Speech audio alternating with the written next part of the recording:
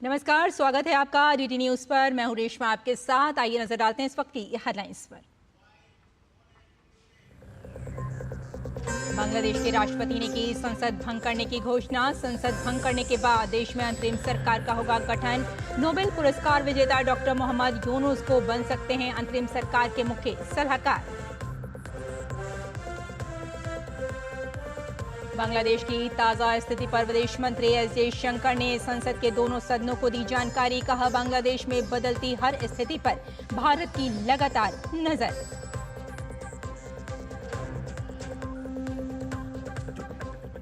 बांग्लादेश के ताजा हालात पर संसद में हुई सर्वदलीय बैठक। रक्षा और विदेश मंत्री समेत विभिन्न दलों के नेता रहे मौजूद।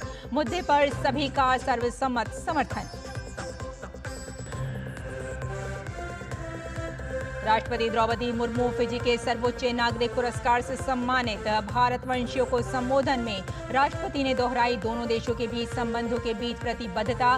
कहा, प्रवासी भारतीयों को दुनिया में सकारात्मक परिवर्तन लाते हुए देखना बेहद सुखद। और पेरिस ओलंपिक में भाला फेंक स्पर्धा में नीरज चोपड़ा ने फाइनल के लिए किया क्वालिफाई। पहले ही थ्रो में पार किया क्वालिफिकेशन मार्क। विनेश फोगाट की क्वार्टर फाइनल में दमदार एंट्री। भारतीय हॉकी टीम का फाइनल में पहुंचने का इरादा बुलंद। सेमीफाइनल में जर्मनी से आज होगा सामना। और आइए अब समाचारों पर डालते हैं विस्तार से नजर। राजनीतिक उठापटक के बीच बांग्लादेश की संसद आज भंग कर दी गई। रॉयटर्स न्यूज एजेंसी के मुताबिक बांग्लादेश राष्ट्रपति कार्यालय ने एक बयान जारी कर इसकी जानकारी दी। बांग्लादेश में हिंसक विरोध प्रदर्शन और प्रधानमंत्री शेख हसीना के इस्तीफा देने और देश छोड़ देने के बाद प्रदर्शनकारी छात्र नेताओं ने चेतावनी देते हुए कहा था कि अगर तय समय सीमा में संसद भंग नहीं की गई तो सख्त कदम उठाएंगे। इस चेतावनी के कुछ ही देर के बाद संसद भंग करने की घोषणा की गई। ऐसे में जल्द ही नई सरकार बनने की उम्मीद भी जताई जा रही है।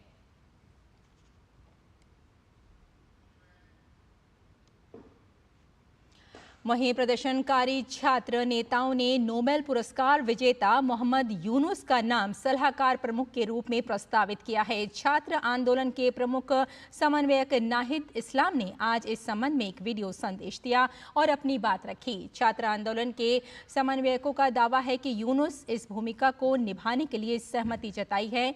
वहीं बांग्लादेश के सेना प्रमुख आज इस संबंध में छात्र नेताओं से मुलाकात करेंगे। पड़ोसी देश बांग्लादेश में शुरू हुई राजनीतिक अस्थिरता के बीच भारत ने दोनों देशों की सीमा रेखा पर चौकसी बढ़ा दी है। साथ ही भारत बांग्लादेश पेट्रापोल सीमा को बंद कर दिया गया। भारत से बांग्लादेश गए सभी ट्रक चालकों को बीएसएफ ने वापस भारत बुला लिया है। पेट्रापोल सीमा पर सभी को 500 मीटर दूर ही रोका जा रहा है और बीएसएफ को हाई अलर्ट पर रखा गया है।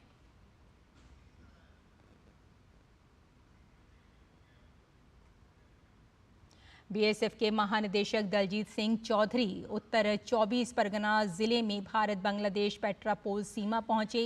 इस सीमा रेखा को पहले ही बंद कर दिया गया है। इसके साथ ही बांग्लादेश में शुरू हुई राजनीतिक अस्थिरता के बीच दोनों देशों की सीमा रेखा पर चौकसी भी बढ़ा दी गई है। आपको बता दें कि भारत से बांग्लादेश गए सभी ट्रक चालकों को भी बीएसएफ ने वापस भारत बुला लिया है। पेट्रापोल सीमा पर सभी को 500 मीटर दूर ही रोका जा रहा है और बीएसएफ को हाई अलर्ट पर रखा गया है।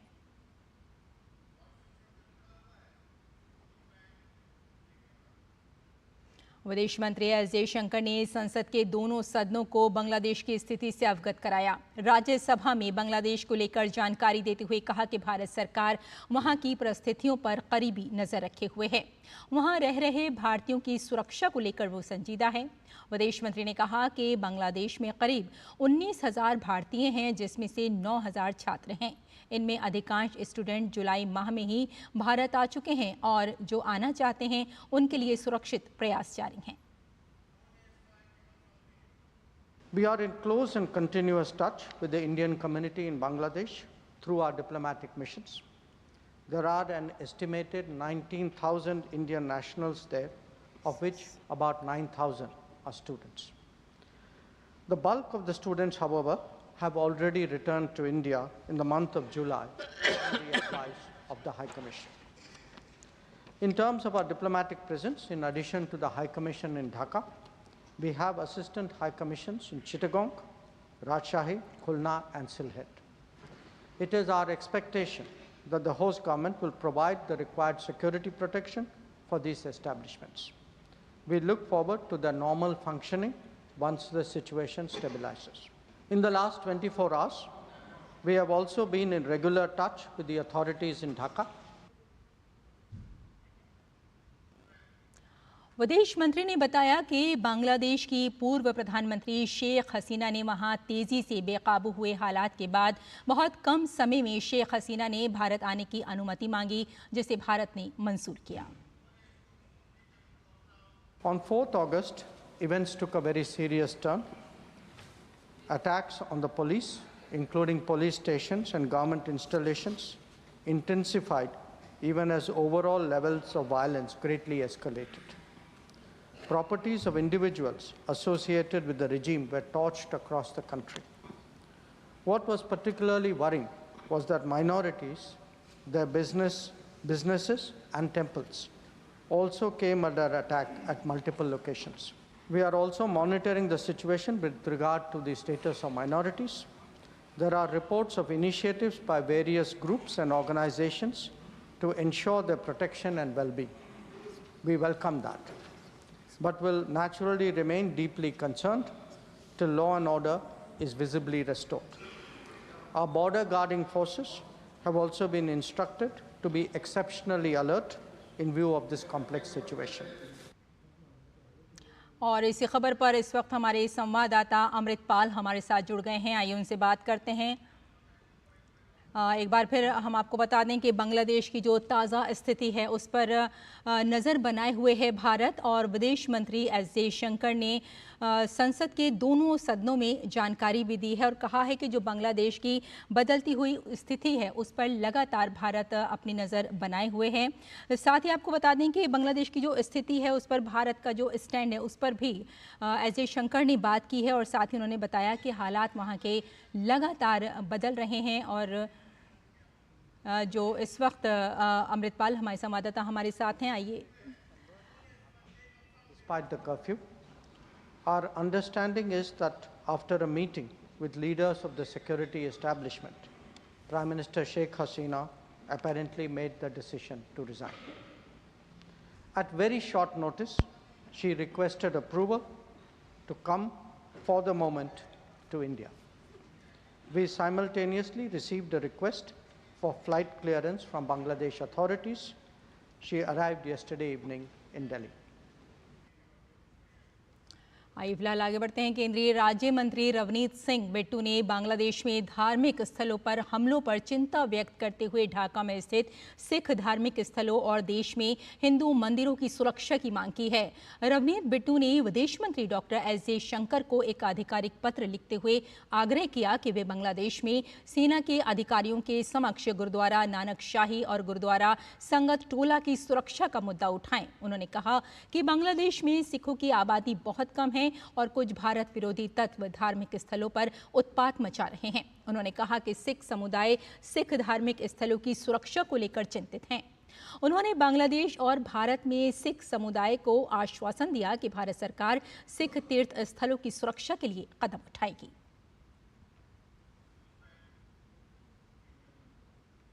और राज्यसभा में प्रश्नकाल के दौरान कांग्रेस सांसद रणदीप सिंह सुरजेवाला के खातों में मिनिमम बैलेंस न होने के कारण बैंकों द्वारा पैसे वसूलने से जुड़े सवाल के जवाब में वित्त मंत्री निर्मला सीतारमण ने कहा कि प्रधानमंत्री जन धन खातों में मिनिमम बैलेंस रखने की ऐसी कोई व्यवस्था नहीं है। The honorable member is talking about banks collecting money for basic minimum balance which is not there in the account. That doesn't apply to PM Jan Dhan accounts and the basic accounts of the poor people. It is only for others whose minimum balance is expected to be a certain level. That is already a very clear statement which we have said in several occasions. I'm happy to say it even now. Rajya Sabha में केंद्रीय खाद्य एवं उपभोक्ता मामले के मंत्री प्रहलाद जोशी ने राज्यसभा में प्रश्नकाल के दौरान सदस्य द्वारा पूछे गए सवालों के जवाब में बताया कि फूड सिक्योरिटी एक्ट के तहत देश की 67% जनता लाभान्वित हो रही है। देश में इस समय 1% से भी कम जनसंख्या एक्सट्रीम पॉवर्टी के अंतर्गत आती है। One thing is very important. NFSA, National Food Security Act was passed, but जाते जाते करके गया है। कोई ये रूल नहीं बनाया था और 2 रुपये 3 रुपये ऐसा कुछ रख के गए थे। लेकिन ये प्रधानमंत्री जी का बड़ापन है। प्रधानमंत्री जी पहले 8 कंपोनेंट पे, शुरुआत में कोविड में पहले 7 महीने, बाद में 8 महीने, ऐसे करते करते then from 24 January we have totally extended up to 5 years, full free of cost, sir, full free of cost. As I have earlier said, मैंने पहले जैसे बताया, this is the largest ever food security scheme, sir. Number 2, as on date, sir, 67% of the population on an average, it is covered, sir. आज पूर्व लोकसभा अध्यक्ष doctor GS Dhillon की जयंती है। इस अवसर पर संविधान सदन के सेंट्रल हॉल में उन्हें पुष्पांजलि अर्पित की गई। लोकसभा अध्यक्ष ओम बिरला, राज्यसभा के उपसभापति हरिवंश, संसद सदस्यों, पूर्व सदस्यों और अन्य गणमान्य व्यक्तियों ने पूर्व लोकसभा अध्यक्ष डॉक्टर GS ढिल्लों को नमन किया।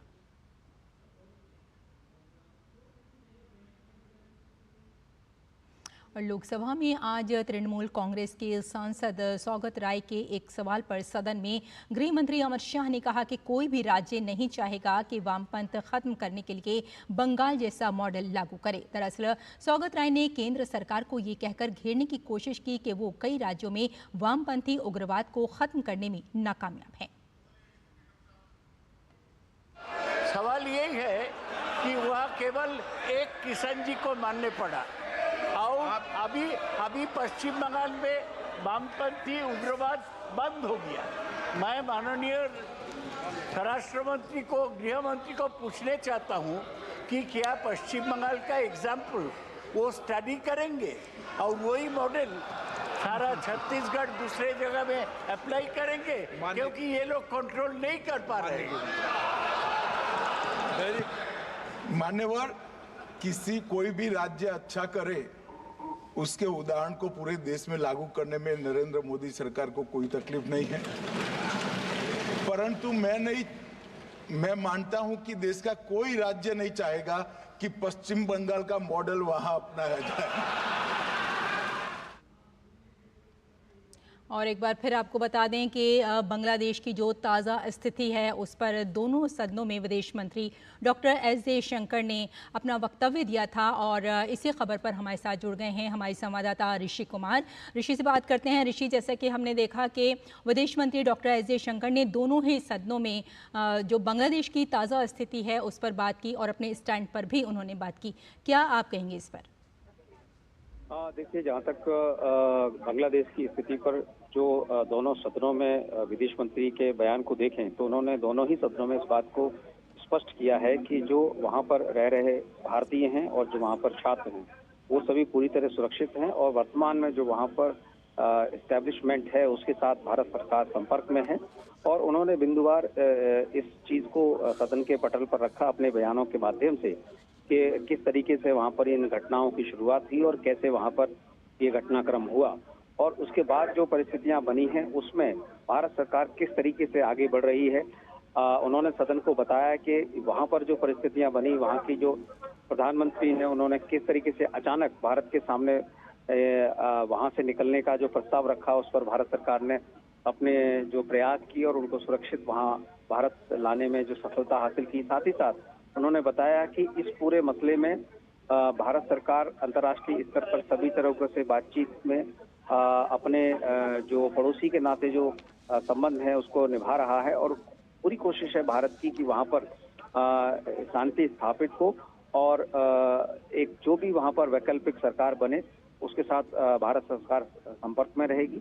और ये जो पूरी की पूरी परिस्थितियां हैं इसमें भारत लगातार नजर बनाए हुए हैं। साथ ही साथ उन्होंने सदन में विपक्ष को इस बात के लिए धन्यवाद दिया कि उन्होंने पूरी तरीके से जो उन्हें सहयोग दिया है और उसका जो समर्थन है वो भारत के लोकतांत्रिक मूल्यों को और ज्यादा मजबूत करने वाला होता है। और इस मामले में विदेश मंत्री ने इस बात को भी रेखांकित किया कि किस तरीके से आज जो हमारे पड़ोसी मुल्क बांग्लादेश में स्थितियां हैं उसको लेकर आने वाले समय में हम किस तरीके से आर्थिक पहलुओं पर भी नजर बना के रखनी है, इन सभी चीजों की उन्होंने सदन में जानकारी दी। बिल्कुल ऋषि, साथ ही डॉक्टर एस जयशंकर का जो वक्तव्य था, जिनका बयान था, उन्होंने ये भी बताया था कि भारतीयों की जो सुरक्षा है उस पर भी पूरी तरह से वो अलर्ट हैं और जो भारतीय लोग वहाँ रह रहे हैं उनके बारे में किस तरह से भी कोई भी नरमी नहीं बरती जाएगी और उन्हें यहाँ लाने के लिए पूरी कोशिश की जाएगी। बिल्कुल, देखिए उन्होंने कहा कि करीब 9,000 स्टूडेंट बांग्लादेश में भारत से अध्ययन करने के लिए वहाँ पर मौजूद थे, लेकिन उन्होंने बताया कि जो वहाँ पर परिस्थितियां बन रही थी, ऐसे में जुलाई माह में ही अधिकांश स्टूडेंट वहाँ से वापस आ चुके हैं। और इस बात को उन्होंने बताया कि भारत सरकार की एम्बेसी के माध्यम से इस बात की एडवाइजरी जारी की गई थी और उसका पालन तत्काल रूप से किया गया और अधिकांश छात्र वहाँ से वापस आ चुके हैं। और अगर किसी छात्र के वहाँ रहने की कोई भी गुंजाइश है और वो वापस आना चाहते हैं तो उन्होंने बताया कि इस मामले में सरकार पूरी तरीके से गंभीर है और उनको सुरक्षित वापसी के पर्याप्त इंतजाम सरकार के पास है। बिल्कुल, जो पड़ोसी पहल की नीति है भारत की, उस पर भारत पूरी तरह से कहना चाहिए कि वर्कआउट कर रहा है, पूरी तरह से अपनी नज़र बनाए हुए है और कोशिश कर रहा है कि जो बांग्लादेश के साथ उसके मैत्रीपूर्ण संबंध रहे हैं वो भी और ज़्यादा मजबूत हो सकें। बिल्कुल, देखिए भारत के सामने दो चुनौतियां हैं। सबसे बड़ी चुनौती यह है कि एक तो हमें अपने देश के जो सीमाएं हैं वहां पर उसको सुरक्षित माहौल वहां पर स्थापित करना है और इस बात को भी देखना है कि जो भारत के ऊपर इसका जो असर पड़ेगा उसको हम कैसे उसका समाधान निकालें। और चूंकि पड़ोसी मुल्क है, हमारा एक अहम योगदान है बांग्लादेश के गठन से लेकर अब तक, तो जो हमारे संबंधों की जो प्रगाढ़ता है, जो पीपल टू पीपल कॉन्टेक्ट है और ये जो सांस्कृतिक मूल्य हैं जो दोनों देशों के एक साथ जुड़े हुए हैं, इन सब चीजों को संभालने का वक्त है और सुरक्षित माहौल में इन सब चीजों से आगे निकलकर वहाँ की स्थितियों को सामान्य होने का इंतजार करना है और उसमें जो भारत की भूमिका सकारात्मक हो सकती है वो भारत उसमें निभाएगा। बिल्कुल, और बांग्लादेश के जो ताज़ा हालात हैं, संसद में उस पर एक सर्वदलीय बैठक भी हुई थी और जिसमें रक्षा और विदेश मंत्री समेत विभिन्न दलों के नेता भी मौजूद रहे थे और जैसा कि बताया गया कि मुद्दे पर सभी का सर्वसम्मत समर्थन भी रहा है। बिल्कुल, देखिए सुबह तकरीबन 10 साढ़े 10 बजे के आसपास विदेश मंत्री ने सभी राजनीतिक दलों, जो कि सर्वदलीय बैठक के रूप में था, जिसमें नेता लोकसभा में नेता प्रतिपक्ष राहुल गांधी समेत भारत सरकार के रक्षा मंत्री समेत जो तमाम प्रतिनिधि मौजूद थे, उसमें उन्होंने बिंदुवार पूरी परिस्थिति और घटनाक्रम को पहले ऑल पार्टी मीटिंग के माध्यम से उन्होंने उन्हें जानकारी दी और उस समय सभी पक्षों के माध्यम से ये देखा गया और उन्होंने आश्वस्त किया कि भारत ने जो भी कदम उठाए हैं वो देश हित में है और भारत के लोगों के हित में है। साथ ही साथ ये भी उन्होंने बताया कि इस पूरे मसले में हमें ये भी देखना है कि वहाँ पर जो शांति बहाली है उसको लेकर हम क्या अपनी भूमिका निभा सकते हैं। उन सब की जानकारी उन्होंने ऑल पार्टी मीटिंग के माध्यम से उस मीटिंग में रखी थी। जी। और भारत और बांग्लादेश की जो सरहदें हैं वहाँ भी सिक्योरिटी को बढ़ा दिया गया है और भारत पूरी तरह से अपनी नज़र बनाए हुए है कि इससे ज़्यादा जो हालात हैं वो ख़राब ना हो। बिल्कुल, देखिए भारत की अगर बांग्लादेश की सीमा के साथ देखें तो तकरीबन 4000 किलोमीटर की सीमा भारत और बांग्लादेश के बीच में है।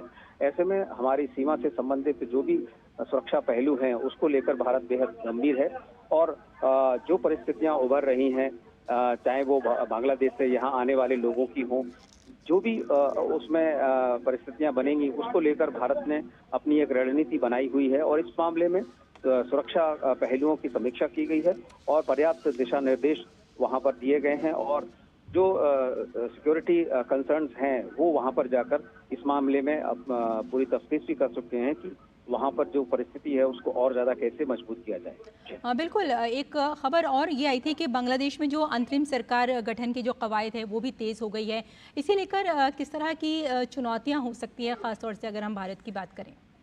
देखिए वहां पर फिलहाल जिस तरीके से परिस्थितियां बनी हैं उसमें सेना ने टेक ओवर किया। ऐसी परिस्थिति में जबकि सरकार जो भी बनती है एक अंतरिम सरकार के तौर पर जो नेतृत्व सेना किसी व्यक्ति के माध्यम से आगे बढ़ाएगी, उससे ये भारत सरकार उस एस्टेब्लिशमेंट के साथ संपर्क में रहेगा। और चूंकि पड़ोसी मुल्क हैं और हमारे संबंध बहुत घनिष्ठ संबंध रहे हैं, तो हमें आइसोलेशन में न रहकर उनके साथ संबंध बनाने को लेकर लगातार शांति बहाली के प्रयास में भारत की जो भूमिका है उसको सुनिश्चित करने का जो संकल्प है उसको भारत सरकार बार बार सभी दलों के सामने रख रही है और देश के सामने भी रख रही है।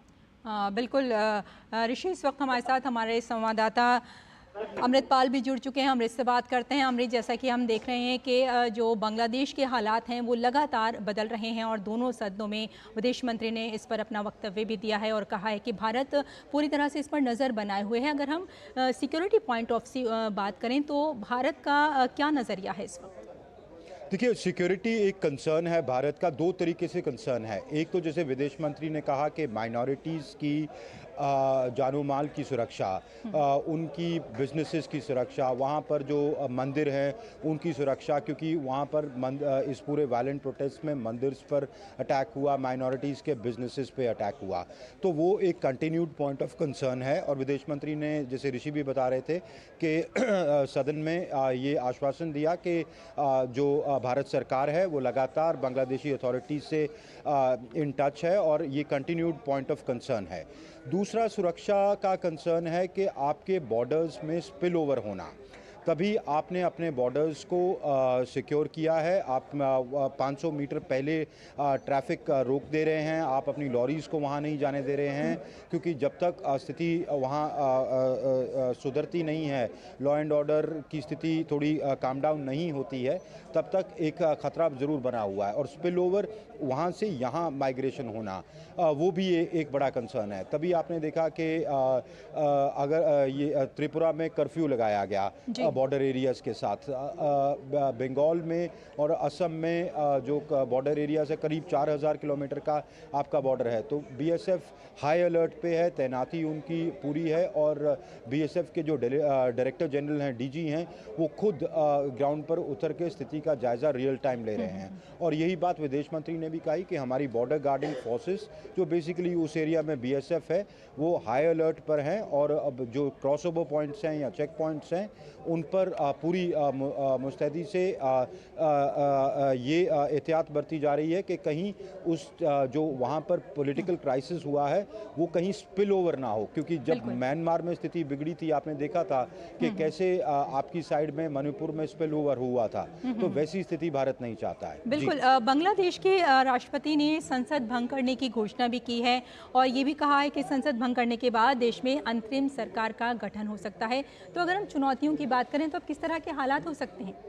देखिए, अभी वहाँ दो प्रोंग चुनौती है। एक है कि लॉ एंड ऑर्डर रिस्टोर किया जाए, जो हजूम सड़कों पे उतर आए थे वो हजूम अपने घरों को लौटे। जिस तरह के कल वैंडलाइजिंग हुई वो बंद की जाए, घर जलाए गए, डिस्ट्रक्शन की गई, शेख मुजीब के स्टैचू को भी नुकसान पहुंचाने की कोशिश की गई। तो ये सब चीज़ें प्राइम मिनिस्टर के घर में घुसा गया, चाहे वो फॉर्मर प्राइम मिनिस्टर हो गई थी तब, पर ऑफिशियल रेजिडेंस था, उनकी चीज़ों, पर्सनल चीज़ों को रैंसैक किया गया। तो लॉ एंड ऑर्डर की स्थिति ना बिगड़े। दूसरा पार्ट है पॉलिटिकल प्रोसेस, जिस पर स्टूडेंट लीडर्स ने और या प्रोटेस्टर्स ने बेसिकली ये कहा था कि आप स्ट्रिक्ट वार्निंग दी थी इस हुकूमत को कि आप जल्दी पार्लियामेंट को भंग करें और इंटरिम गवर्नमेंट के गठन की कवायद शुरू करें। तो क्लियरली आज राष्ट्रपति ने जब पार्लियामेंट भंग की है तो इस प्रोसेस का पार्ट है और मेरा ख्याल है कि कवायद पूरी ज़ोरों पे चल रही है कि इंटरिम गवर्नमेंट कैसे अपॉइंट की जाए, उसकी रूपरेखा क्या हो। उस पर कई दौर मुज़ाकरात के आर्मी के साथ, पॉलिटिकल लीडरशिप के साथ, सभी स्टेक होल्डर्स के साथ, सिविल सोसाइटी के साथ, प्रोटेस्टर्स के साथ इस बारे में बातचीत हो रही होगी। और तीसरी जो वहाँ पर कंसर्न है, वहाँ पर देखें पुलिस भी सड़कों पे उतर आई है और उनकी पुलिस एसोसिएशंस कह रही हैं कि हम स्ट्राइक पे जाएंगे, थाने जलाए जा रहे हैं, पुलिस वालों पे हमले हो रहे हैं। पुलिस की जो आला लीडरशिप है वो ये कह रही है कि भाई आपका गुस्सा पॉलिटिकल लीडरशिप के साथ था, पॉलिटिकल लीडरशिप हट गई है, आप पुलिस वालों पे हमले करने बंद करें, वो आप ही के देश के नागरिक हैं, वो आपके खिलाफ नहीं हैं। जो हुआ 300 मौतें हुई, ये सब हुआ, पर वो एक लीडरशिप के हुक्म के तहत हुआ। अब लीडरशिप में चेंज आया है, तो अब आप सियासी लीडरशिप में चेंज आया है, तो अब पुलिस वाले जो अपनी ड्यूटी कर रहे हैं वो आपकी हिफाजत के लिए, आपके साथी, आपके साथ के शहरी हैं, आपके साथ के मुल्की हैं, तो उन पर कम से कम हमले ना करें। तो मेरे ख्याल है ये सब 3 pronged स्ट्रैटेजी है जो मिलिट्री इम्पोज इफेक्ट करने की कोशिश कर रही है। बिल्कुल, कहा जा सकता है कि सिक्योरिटी पॉइंट ऑफ व्यू से पूरी तरह भारत कोशिश कर रहा है कि हालात मजीद ना बिगड़ें, लेकिन अगर वहीं हम कहें कि बांग्लादेश भारत का छठा सबसे बड़ा व्यापारिक भागीदार है, और ऐसे में अगर हम आयात निर्यात की बात करें तो दोनों देशों के बीच किस तरह का असर पड़ सकता है? आपने मेरे से सवाल पूछा रेशमा? जी अमृत जी, आपसे ही बात कर रहे हैं कि बांग्लादेश भारत का छठा सबसे बड़ा व्यापारिक भागीदार माना जाता है और है भी। ऐसे में अगर हम आयात निर्यात की बात करें तो दोनों ही देशों पर इसका क्या कुछ असर पड़ता हुआ नजर आ रहा है? देखिए, ट्रेड तो आपका लॉन्ग टर्म में जो चलता है वो चलेगा ही जी। पर, और विदेश मंत्री ने भी आज सदन में कहा कि हम तमाम तरह की पॉलिटिकल फोर्सेस के साथ पहले भी इन टच थे, अब भी इन टच हैं। आप और हम बांग्लादेश को एक बहुत करीबी दोस्त मुल्क मानते हैं और हमारा उनके साथ रिश्ता बहुत अहम है। पर देखिए, जहां राजनीतिक अस्थिरता होती है। थोड़ी देर के लिए रोकेंगे। इस वक्त एक बड़ी खबर आ रही है और कि पेरिस ओलंपिक की तरफ से एक बड़ी खबर है। पेरिस ओलंपिक में विनेश फोगाट का शानदार प्रदर्शन। भारतीय महिला पहलवान विनेश फोगाट सेमीफाइनल में पहुंच गई हैं और विनेश फोगाट ने क्वार्टर फाइनल में यूक्रेन की पहलवान को हरा दिया है। इससे पहले विनेश ने गत विजेता जापान की पहलवान को मात दे दी थी। यानी ओलंपिक की तरफ से ये एक बड़ी खबर इस वक्त आ रही है। विनेश फोगाट ने यूक्रेन की खिलाड़ी को इस वक्त हरा दिया है। लगातार भारत आगे बढ़ रहा है और भारतीय महिला पहलवान विनेश फोगाट सेमीफाइनल में अपना दाखिला ले चुकी हैं। और पेरिस से हमारे साथ इस वक्त मुकेश शुक्ला जुड़ चुके हैं, हमारे संवाददाता, उनसे बात करते हैं। जिस तरह से मुकेश हमने देखा, विनेश फोगाट ने क्वार्टर फाइनल में यूक्रेन की पहलवान को हरा दिया है और मात दे दी है उनको। अब क्या कुछ आपके पास है? तो एक बार फिर हम आपको बता दें, मुकेश से जुड़ने की कोशिश करेंगे। फिलहाल एक बार फिर हम आपको बता दें बड़ी खबर। पेरिस ओलंपिक में विनेश फोगाट का एक शानदार प्रदर्शन सामने आ रहा है और यूक्रेन की खिलाड़ी को उन्होंने हरा दिया है और सेमीफाइनल में विनेश फोगाट पहुंच चुकी हैं। भारतीय महिला पहलवान विनेश फोगाट सेमीफाइनल में पहुंच चुकी हैं और आपको बता दें कि यूक्रेन की पहलवान को उन्होंने हरा दिया है। विनेश फोगाट ने क्वार्टर फाइनल में यूक्रेन की पहलवान को हरा दिया है, मात दे दी है और ओलंपिक की तरफ से ये एक बड़ी खबर आ रही है। और इससे पहले भी आपको हम यहाँ बताते चलें कि विनेश फोगाट का शानदार प्रदर्शन रहा है और कहीं ना कहीं विनेश फोगाट लगातार बेहतरीन एक जो उनकी कारकर्दगी है वो कर रही हैं और महिला पहलवान विनेश फोगाट सेमीफाइनल में इस वक्त पहुंच चुकी हैं। और आपको बता दें कि यूक्रेन की खिलाड़ी को विनेश फोगाट ने हराया है और क्वार्टर फाइनल में यूक्रेनी पहलवान को हराकर फिर से एक बार भारत आगे आ रहा है। 50 किलोग्राम वेट कैटेगरी के सेमीफाइनल में पहुंच चुकी हैं विनेश फोगाट। ओलंपिक की तरफ से ये एक बड़ी खबर आ रही है। ओलंपिक में लगातार भारत आगे बढ़ रहा है और कहीं ना कहीं शानदार प्रदर्शन कर रहा है। एक बार फिर हम आपको बता दें कि विनेश फोगाट लगातार अपना बेहतरीन प्रदर्शन करते हुए आगे बढ़ रही हैं और उन्होंने यूक्रेन की जो खिलाड़ी हैं उसको मात दे दी है, हरा दिया है और 50 किलोग्राम वेट कैटेगरी के सेमीफाइनल में विनेश फोगाट पहुंच चुकी हैं।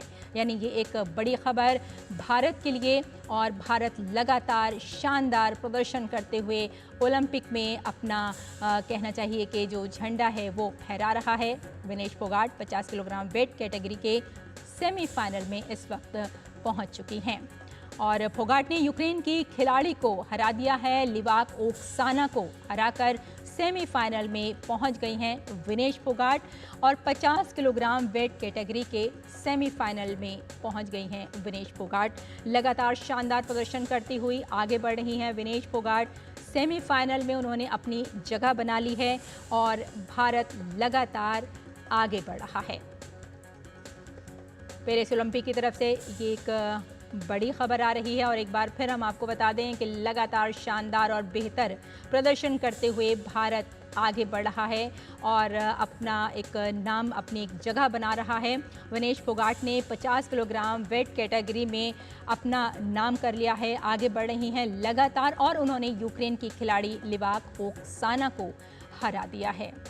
और पेरिस ओलंपिक में भारतीय महिला पहलवान विनेश फोगाट 50 किलोग्राम भार वर्ग के सेमीफाइनल में पहुंच चुकी हैं। विनेश ने क्वार्टर फाइनल में यूक्रेन की पहलवान लिवाक ओक्साना को 7-5 से करारी शिकस्त दी है। इससे पहले विनेश ने राउंड ऑफ 16 के मुकाबले में टोक्यो ओलंपिक की गोल्ड मेडलिस्ट जापान की यूई सोसाकी को 3-2 से हराने में कामयाबी पाई थी। विनेश फोगाट आज रात को सेमीफाइनल मुकाबला खेलती हुई नजर आएंगी। और इस वक्त हमारे साथ हमारे संवाददाता गौरव जुड़ चुके हैं। गौरव से बात करते हैं। गौरव, एक अच्छी खबर, बड़ी खबर आ रही है ओलंपिक की तरफ से। भारत बेहतरीन प्रदर्शन कर रहा है और 50 किलोग्राम वेट कैटेगरी के सेमीफाइनल में पहुंच गई हैं विनेश फोगाट।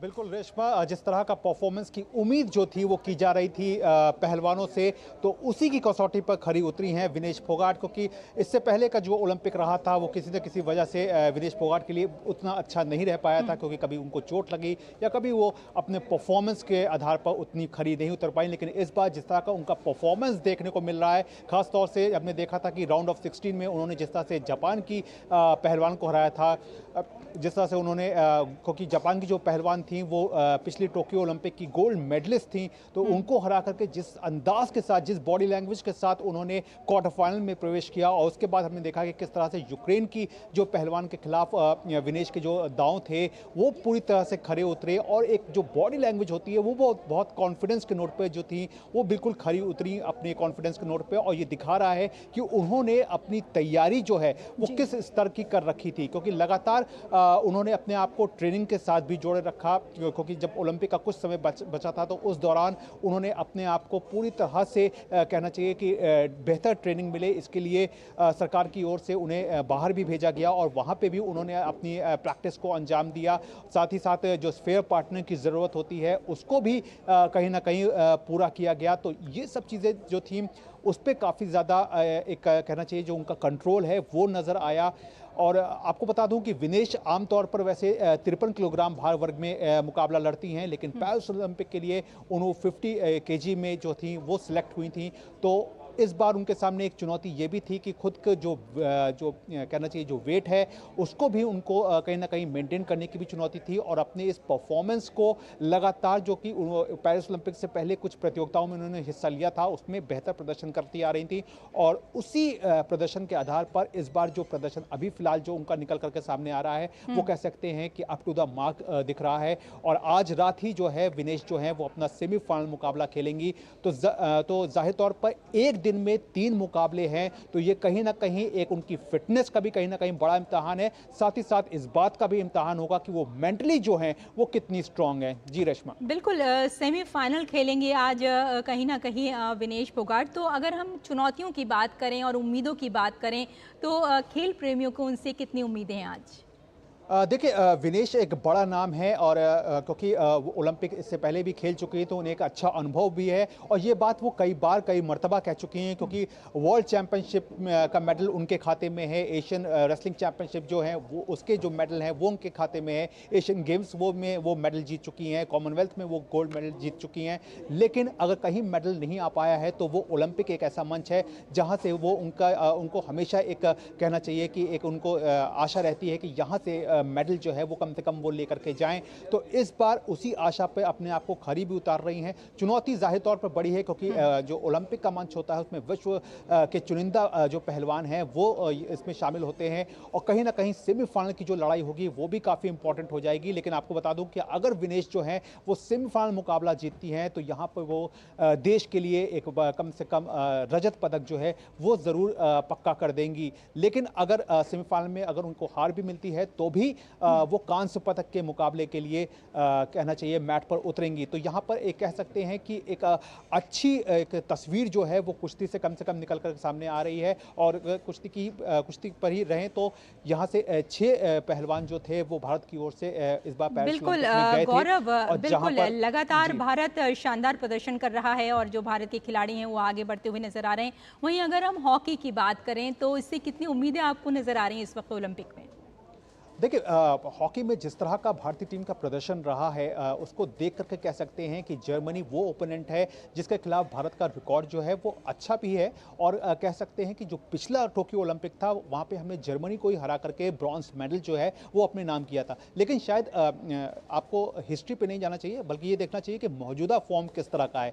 तो अगर मौजूदा परफॉर्मेंस की बात कर लें तो भारतीय टीम को केवल बेल्जियम को छोड़ दिया जाए तो भारतीय टीम ने इस पूरे ओलंपिक के दौरान जो है वो एक भी मैच जो है वो गवाया नहीं है। अर्जेंटीना के खिलाफ टीम को मुकाबला जो था वो 1-1 से ड्रॉ रहा था। लेकिन फिर दूसरी तस्वीर, एक बड़ी तस्वीर जो निकल करके सामने आई कि हमने इसी ओलंपिक में ऑस्ट्रेलिया को हराया जो कि ओलंपिक में 52 साल के बाद जो है वो जीत मिली थी। तो कुल मिलाकर कह सकते हैं कि एक हाई नोट पे भारतीय हॉकी टीम जो है वो इस वक्त दिख रही है। खासकर हरमनप्रीत सिंह एक बेहतर कप्तान के रूप में सामने आए हैं। उन्होंने न केवल टीम को एकजुट रखा है बल्कि जो पेनल्टी कॉर्नर्स है जो कि बिल्कुल गौरव, ये कहा जा सकता है कि भारत की जो खिलाड़ी हैं वो कहीं ना कहीं ओलंपिक में भी अपनी जगह बनाते हुए नजर आ रहे हैं। बहुत बहुत धन्यवाद इस जानकारी के लिए और हमारे साथ जुड़ने के लिए। फिलहाल यहाँ एक छोटा सा ब्रेक लेते हैं, जल्द हाजिर होते हैं। आप देखते रहिए डीडी न्यूज। बढ़िया है, प्राकृतिक हल्दी, मिर्ची, धनिया नहीं, मिर्ची, धनिया, हल्दी, MDH।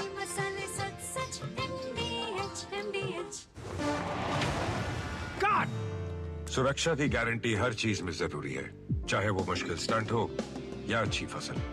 इसलिए ले आइए IIL के ट्रैक्टर ब्रांड का शिनबार जो देता है सुंडी और ट्रिप से सुरक्षा की गारंटी। बात जब पीढ़ियों के लिए बनने वाले घर की हो तो जिम्मेदारी बड़ी हो जाती है। गैलेंट समझता है ये जिम्मेदारी। अब MM रिब्स के साथ गैलेंट एडवांस TMT रीबार, निर्माण का रियल हीरो। ब्रेक के बाद एक बार फिर आपका स्वागत है। आइए कुछ और खबरों की ओर रुख करते हैं। राष्ट्रपति द्रौपदी मुर्मू फिजी की 2 दिवसीय यात्रा पर हैं।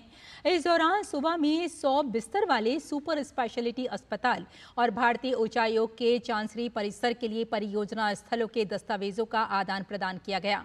इसके अलावा द्रौपदी मुर्मू ने राष्ट्रीय युद्ध स्मारक और महात्मा गांधी मेमोरियल कॉलेज में महात्मा गांधी की प्रतिमा पर पुष्पांजलि अर्पित की।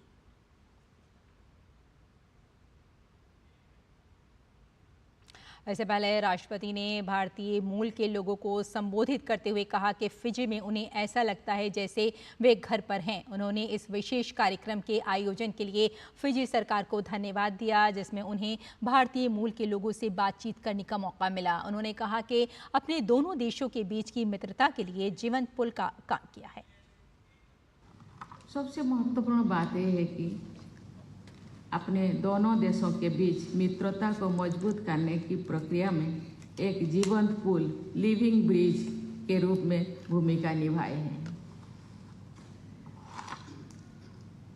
जहां भारतीय प्रवासियों ने लगभग हर देश में अपनी छाप छोड़ी है, वही फिजी में आपकी असाधारण यात्रा विशेष रूप से दुनिया के लिए महान प्रेरणा का स्रोत है।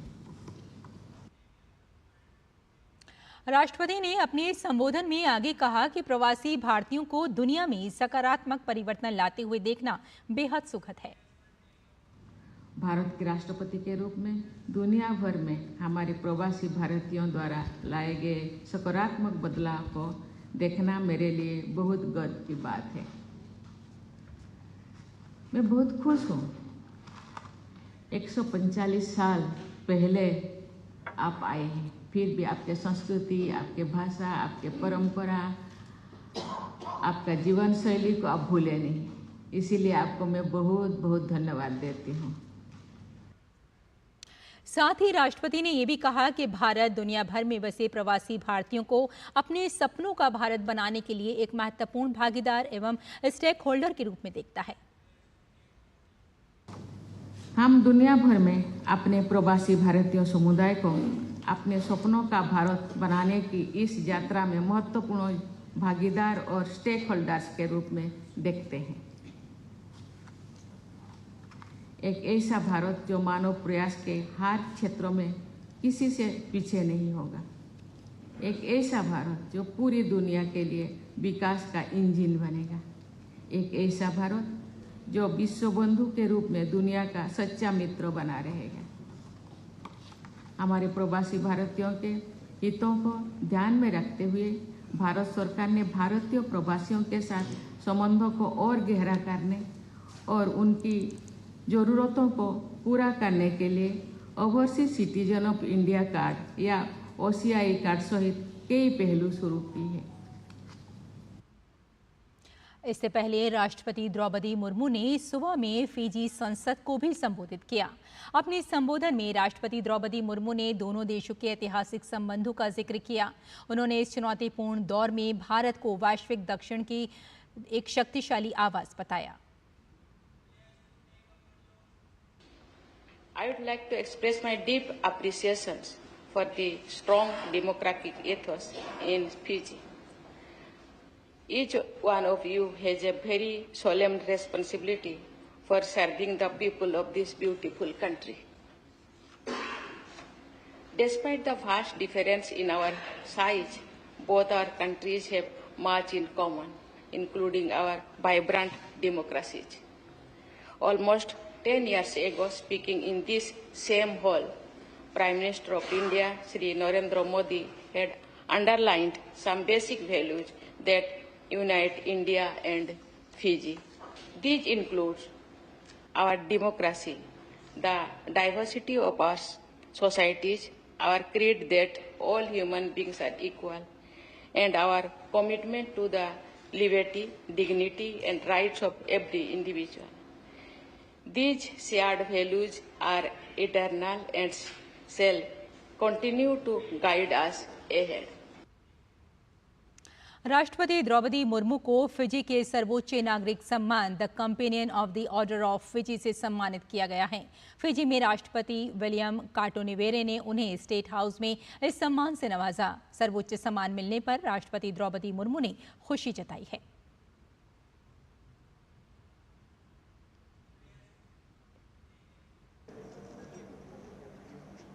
राष्ट्रपति मुर्मू को फिजी गणराज्य के सैन्य बल ने गार्ड ऑफ ऑनर दिया।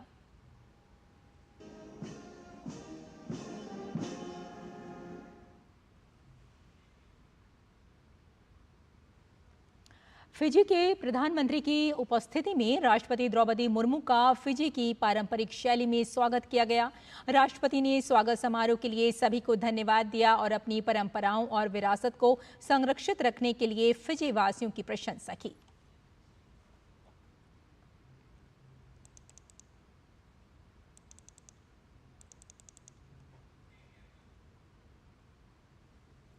फिजी के दौरे पर गई राष्ट्रपति द्रौपदी मुर्मू को वहां के सर्वोच्च नागरिक सम्मान companion of the order of Fiji से सम्मानित किया गया है। इस अवसर पर प्रधानमंत्री नरेंद्र मोदी ने राष्ट्रपति को बधाई देते हुए सोशल मीडिया प्लेटफॉर्म एक्स पर लिखा है, फिजी के सर्वोच्च नागरिक पुरस्कार companion of the order of Fiji से सम्मानित होने पर राष्ट्रपति जी को बधाई। ये प्रत्येक भारतीय के लिए अत्यंत गर्व और खुशी का क्षण है। ये राष्ट्रपति जी के नेतृत्व के साथ साथ भारत और फिजी के बीच ऐतिहासिक लोगों के जुड़ाव की भी मान्यता है।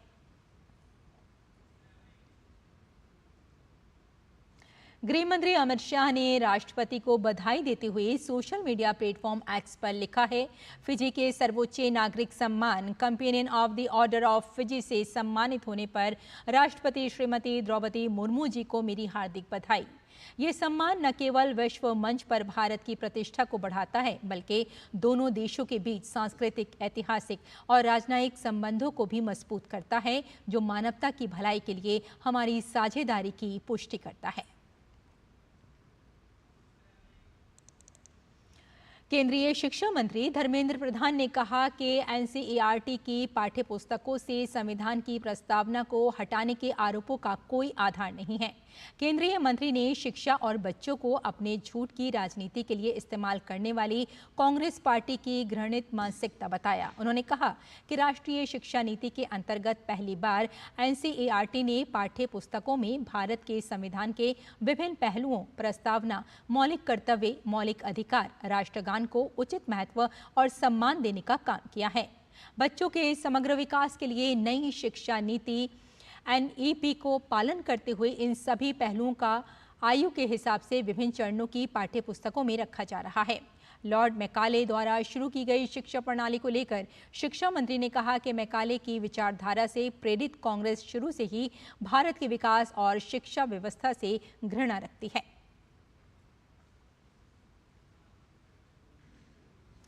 आगे बढ़ते हैं। नई दिल्ली में Indo American chamber of commerce ने ऊर्जा सम्मेलन के दूसरे संस्करण का आयोजन किया। इस मौके पर भारत और अमेरिका के ऊर्जा क्षेत्र से जुड़े कई विशेषज्ञों ने हिस्सा लिया।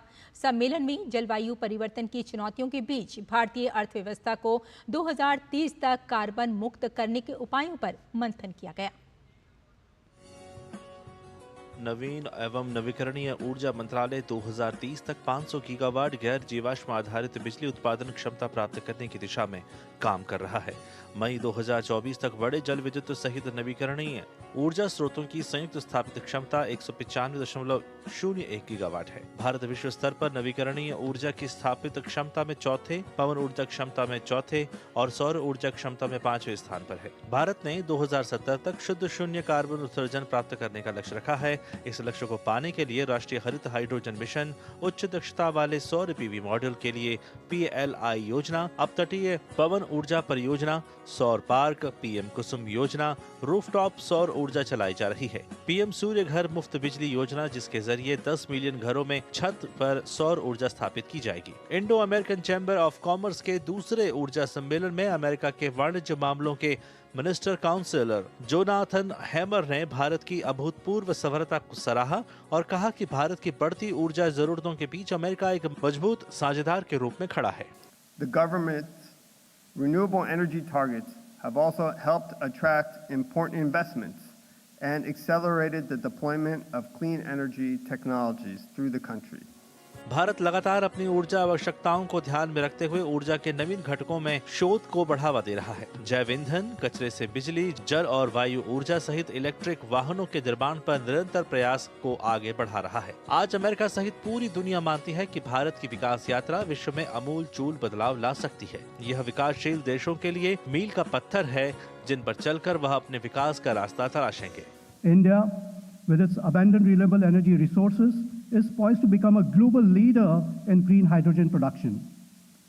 Collaboration with international partners, including the United States, will be crucial in scaling up production, reducing costs, and developing a robust supply chain for green hydrogen and its derivatives. That story is an inspiration really to me and to many millions of others around the world. I think many eyes are on India now. And many are looking here for ideas and support that can propel their own march toward prosperity, their own development story. ऊर्जा सम्मेलन का उद्देश्य जलवायु परिवर्तन के बीच 2030 तक भारतीय अर्थव्यवस्था का डिकार्बोनाइजेशन करना था। विकसित भारत की ओर तेजी से बढ़ता हुआ भारत जलवायु परिवर्तन और कार्बन मुक्त अर्थव्यवस्था जैसे महत्वपूर्ण विषयों पर अपने गंभीर प्रयास कर रहा है। Chandrashekhar, DD news. और यहाँ लेते हैं एक छोटा सा ब्रेक, जल्द हाजिर होते हैं। आप देखते रहिए DD न्यूज। MDH का किचन किंग किचन में हो तो हम सब कुछ बना सकते हैं। बैंगन का भरता, आलू गोभी, भिंडी मसाला और भी बहुत कुछ। MDH सुरक्षा की गारंटी हर चीज में जरूरी है, चाहे वो मुश्किल स्टंट हो या अच्छी फसल।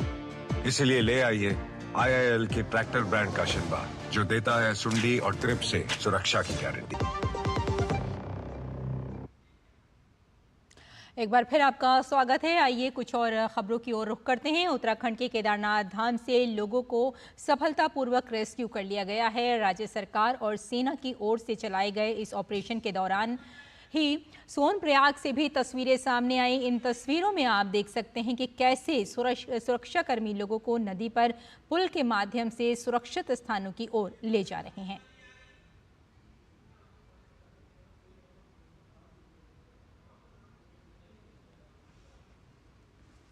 आगे बढ़ते हैं। हिमाचल प्रदेश में 3 स्थानों पर आई बाढ़ के बाद लापता लोगों को ढूंढने का कार्य आज 6वें दिन भी जारी है।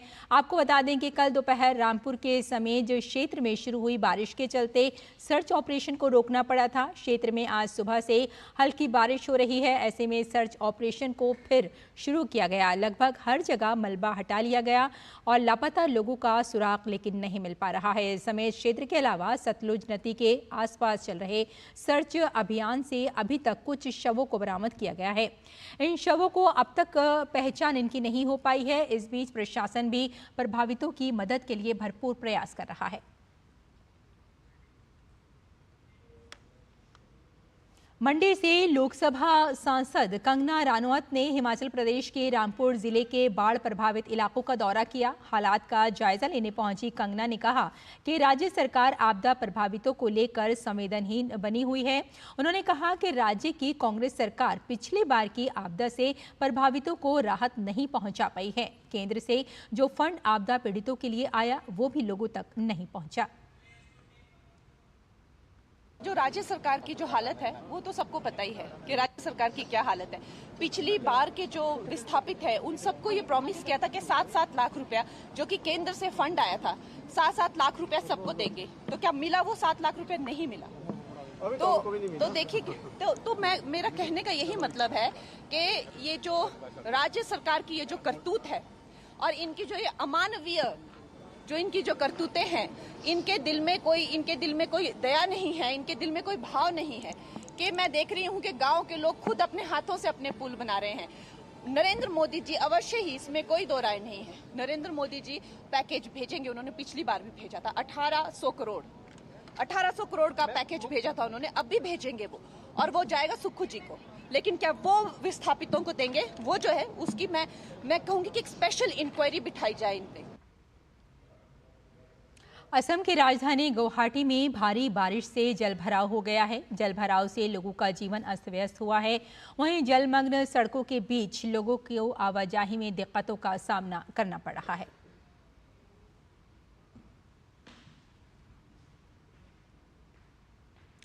आगे बढ़ते हैं। श्री कृष्ण जन्मभूमि विवाद मामले में हिंदू पक्ष ने सुप्रीम कोर्ट में केवियट दाखिल की है और मांग की है कि अगर मुस्लिम पक्ष इलाहाबाद हाई कोर्ट के फैसले के खिलाफ सुप्रीम कोर्ट में अर्जी दाखिल करता है तो बिना उनका पक्ष सुने अदालत कोई एक तरफा आदेश पास न करे।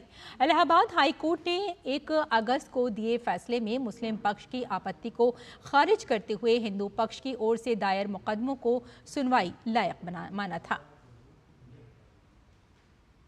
आबकारी नीति मामले में मनीष सिसोदिया की जमानत याचिका पर सुनवाई पूरी। सुप्रीम कोर्ट ने आदेश सुरक्षित रखा।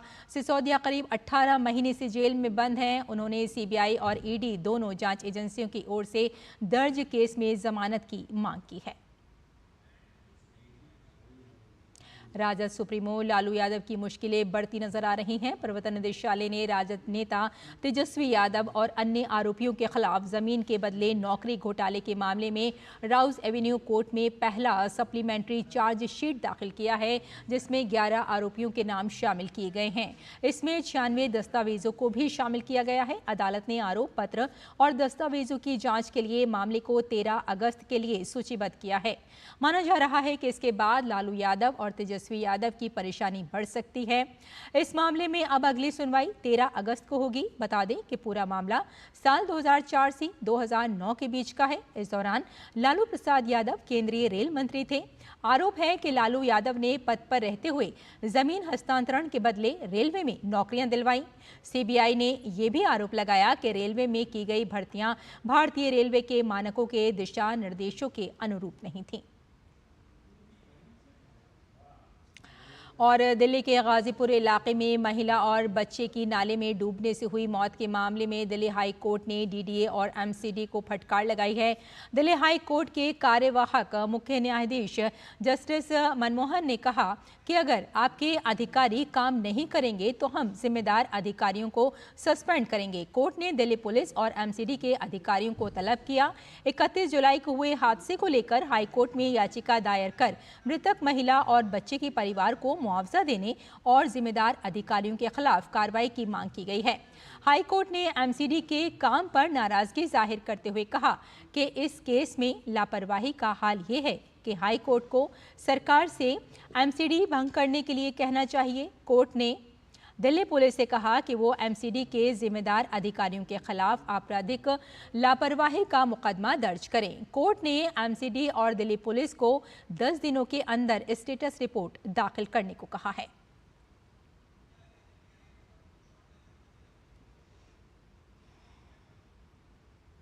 साल 2013 में यूपीए की सरकार ने वक्फ बोर्ड में संशोधन के जरिए बोर्ड की शक्तियों में इजाफा किया था।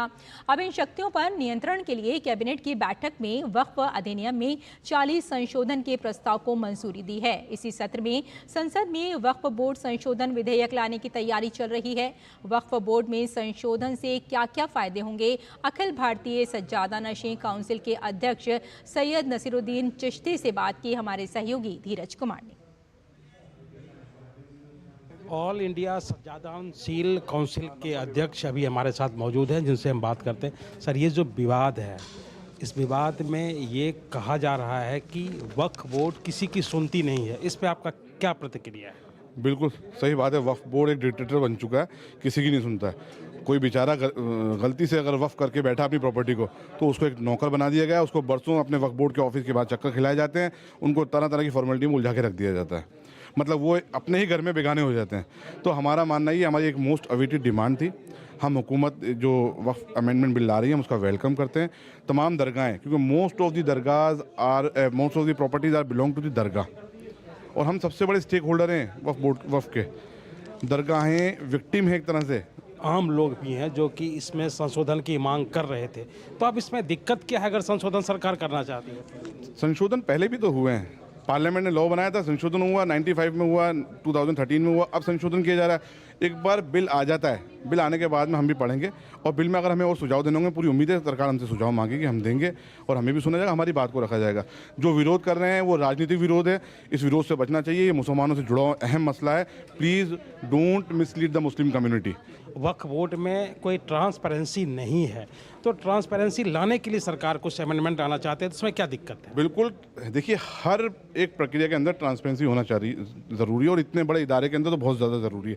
अभी मीडिया पर्सन ने सवाल किया था, 9 लाख के आसपास इनकी ज़मीन हो चुकी बीघा की, 4 लाख से, और अभी भी इमामों को तनख्वाह नहीं मिली। तो उस प्रॉपर्टी की इनकम का हो क्या रहा है? वो कौन सी मुसलमानों के अपलिफ्टमेंट के लिए काम कर रही है वो इनकम? इसलिए वक्फ बोर्ड पे मॉनिटरिंग होना ज़रूरी है, ट्रांसपेरेंसी होना ज़रूरी है, रिवाइज होना बहुत ज़रूरी है।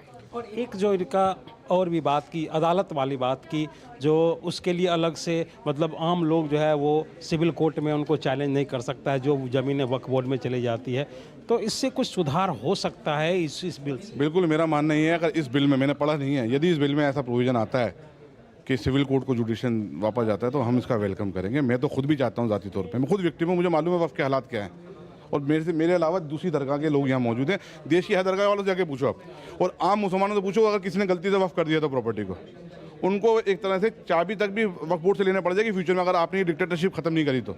इसलिए हर तरह का रिफॉर्म होना ज़रूरी है। हम सरकार के डिसीजन का वेलकम करते हैं। जो वक्फ बोर्ड का जो कार्य है, गरीबों की मदद करना या गरीब मुसलमानों की, महिलाओं की मदद करना, क्या उसमें सफल है वक्फ बोर्ड? देखिए, वक्फ का मतलब ये है कि अल्लाह के राह में वक्फ करना। अब उसके बाद में उस प्रॉपर्टी को आपका अधिकार खत्म हो जाता है। अब उस प्रॉपर्टी की जो आमदनी है वो फलाह बहबूदी के काम में लेना चाहिए, गरीब गुरबाओं के काम में लेना चाहिए। क्या वक्फ बोर्ड कर रहा है ऐसा? नहीं कर रहा है, बिल्कुल नहीं कर रहा है। इसलिए वक्फ बोर्ड में रिफॉर्म होना ज़रूरी है।